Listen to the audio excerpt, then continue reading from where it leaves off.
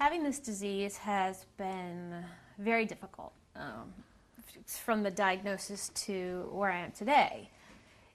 In the beginning, it wasn't so bad, and as it's gotten worse, I've had to learn to cope with the fact that this disease is now going to be a part of my life, and I have to learn to live with it. To successful treatment of complex regional pain syndrome is treating the symptoms earlier versus later. Unfortunately, most clinicians don't recognize the symptoms right away.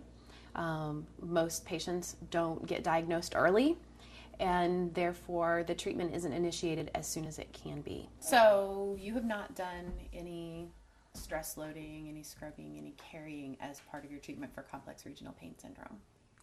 No. Okay. Are you familiar with stress loading? Or the stress loading is comprised of two different aspects. The first part is scrubbing, and it is exactly as it sounds. So the most important thing when you're doing scrubbing using a brush is that you use a brush that has stiff bristles. So it can be something like a good old standard all-purpose scrub brush with a handle. If you have wrist difficulty, sometimes having a handle can allow you to stay more in a neutral position. If you have trouble maintaining a tight grip, then it might be something like a deck brush. You can use a strap on it if you need to be able to strap things to your hand to move. So there are a couple of variations that we can use, but for this one we'll use this. You can always put it underneath the palm of your hand too. Okay? And so the most important thing when you're scrubbing is to get in a position where your arm and hand are in alignment and the weight is loaded directly down through the joint. So the actually protocol positioning for scrubbing is actually in quadruped, on the floor on your hands and knees. But most people can't accommodate that. So I typically like to start people off on a table surface, or a counter surface, depending on whether sitting or standing is more comfortable. And you're just going to lean over so that you can get as much weight as you can comfortably tolerate through your shoulder, down your elbow, and into your hand. Sounds great, doesn't it? No. So when you do the scrubbing, you're actually pushing down into the scrub brush, and if you can grip, you can, or you can put your hand on the brush, and you're just applying a constant pressure forward and backward. And the key with scrubbing is that constant pressure forward and backward. The range does not have to be large. It can be very small. It can be a matter of just a couple inches. What you're really looking to do is apply that weight consistently through the joint, and to complete that movement, whether it's lots of back and forth or whether it's very slow, very controlled movement. The hard part comes that you actually, in order for it to be effective, for you to get that modulation, that brain response, you have to be able to do that for 3 minutes, which is a long time when you're counting 3 minutes. 3 minutes goes by quickly in every other aspect of your life until you sit down to scrub, and then 3 minutes seems like it lasts forever. So if you're up for it, I'm going to give you a shot at scrubbing. You can try. So we'll see how this goes. So let's see what you can do with that. I can't hold it. That's okay. And if you can't hold it to do the scrubbing through this way, there's nothing that says that you can't push this way, okay? To go like this. Yep, whatever position you can get into. The key is more so to get that weight through the arm than to worry about the positioning of the hand. Okay, and just the best that you can do. So try to keep that constant pressure forward. And when you've gone as far as you think you can go forward, then you're going to just bring it back in and keep that same pressure coming back in. I want you to breathe nice and easy while you're doing this.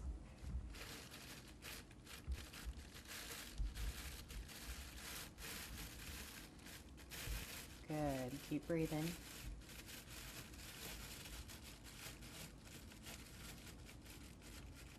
Good. And you're going to just try back and forth.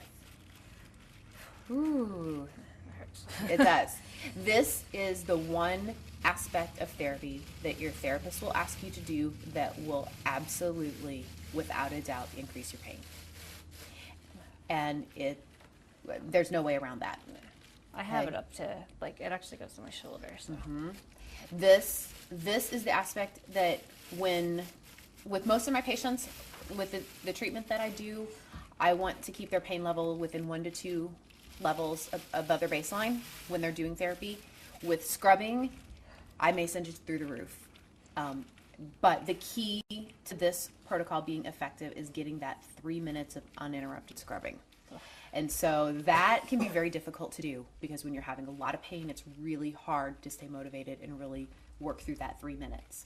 So a lot of times what I'll ask people to do is to scrub while they're doing something else to distract themselves. So if you have something that you enjoy, you have a favorite song that you listen to, you have a favorite commercial on TV, or a favorite, movie that you like to watch, pick a segment, throw an egg timer on in the background, focus on something else, kind of get your brain distracted by something else, and then keep pushing yourself through this. It is going to increase your pain, but that's Yes, okay. it does. I'm going. That's to be expected. The only way to get it to decrease that pain is if we can get past that 3 minutes. So this typically causes a flare. The flare typically lasts a few days, sometimes a week. You have to keep scrubbing during the flare. That's the only thing you cannot stop during that period of time. If you scrub for a little bit of time and take a break, and then go back and scrub a little bit more and take a break and scrub for a little bit more,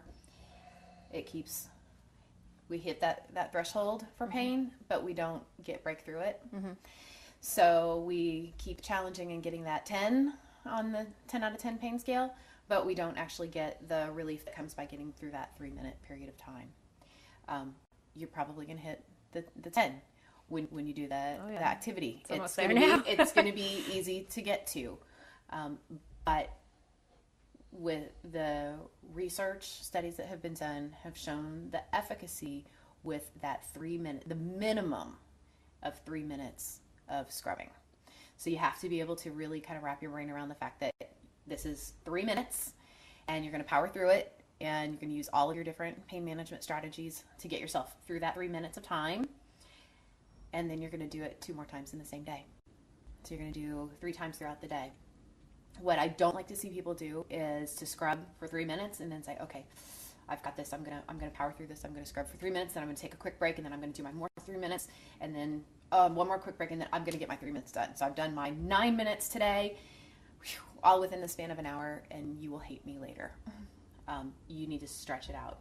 You need to do your scrubbing for 3 minutes in the morning. You need that time for your pain level to be up. You need the time for your brain to kind of have to start thinking about remodulating that pain level.